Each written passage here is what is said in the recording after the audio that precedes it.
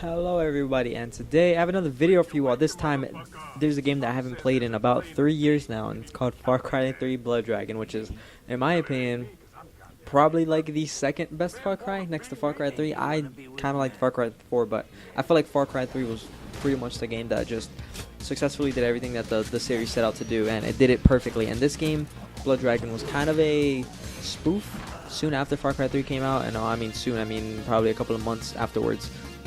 It just happened to be an April Fool's joke. It came out as an April Fool's trailer, and I guess the game was already being made. I think everyone thought it was just a joke, and then the game came out, little they didn't know, less than a month later. So it was very, very exciting to actually see this come out, and it's probably one of the funnest Xbox 360 games, in my opinion. It was a game. It's pretty much one of the cheapest as well. It's a arcade game, so it's around $15 last time I checked. This game's very, very good at making fun of itself. It's very self-aware of what it is. It's very self-aware of what they're using to make it. It's kind of a spoof on all the 80s movies that if you've probably seen any 80s movies whatsoever. It's a spoof on many of the things, Terminator, RoboCop, especially those two. I say those two mostly because of how the weapons in the game are and how sort of the humor lies around those two mostly. The pistol is even named after RoboCop himself, and there's a lot of just cheesy, unadulterated moments in the game, or not. I wouldn't say moments, but just humor overall. Like as you're watching the tutorial sequence. I had trouble saying that word. Where it basically, that was just a little snippet of that sequence, by the way. The tutorial sequence is about like a 5-10 minute sequence, honestly, and it's just them spamming you with tutorials, which are the most obvious things in the world. And again, it's very self-aware of the fact that it's making fun of itself, and it's kind of something fresh and something different. This game did came out 3 years ago, so it is a little interesting that this game is basically 3 years old now, as of 2 months ago, and it's still, in my opinion, one of the most fun games I've played. It's still a ball to even go through right now. I just started going through it. It just became backwards compatible 2-3 days ago, and to my excitement, I didn't think this game would ever become that way, but I highly suggest that if you have not played this game, definitely pick it up for $15, because it lasts quite a while. And as you can see, there's a lot of different variety guns in this game.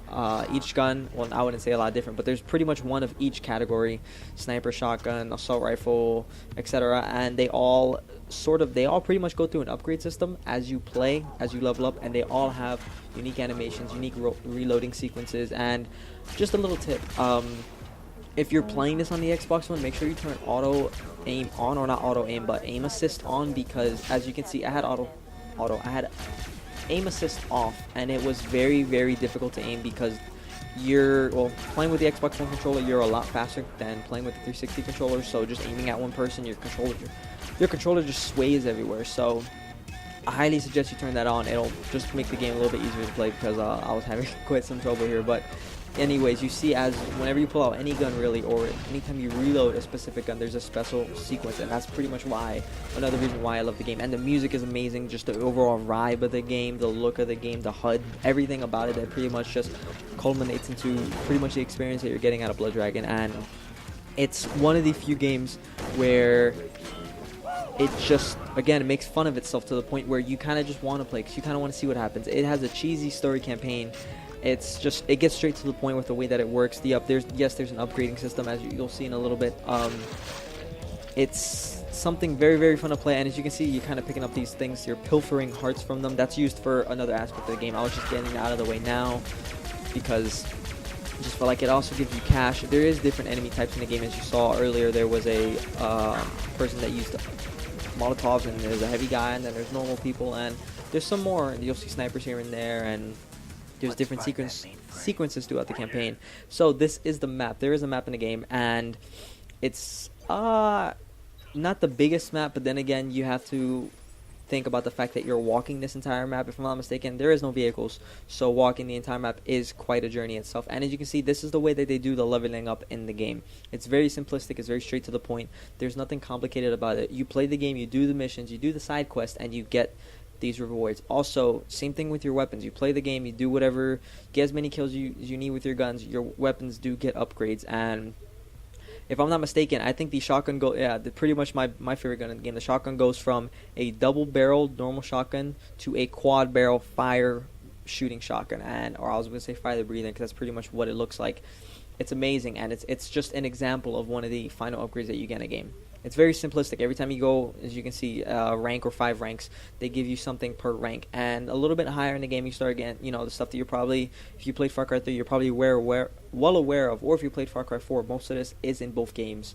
So they've pretty much brought over the upgrading system, everything that's pretty much in those games, but they brought them into this game with some flair, something that kind of just makes it Blood Dragon-y, if that makes any sense. And the game does kind of, again, take parts from Far Cry 3 and it makes it into its own little game. You know, you can, one thing that's pretty funny that you can do is flick people off. I don't know why that's so entertaining to me, but you can just pretty much spam that button. I think it's the select button, if I'm not mistaken.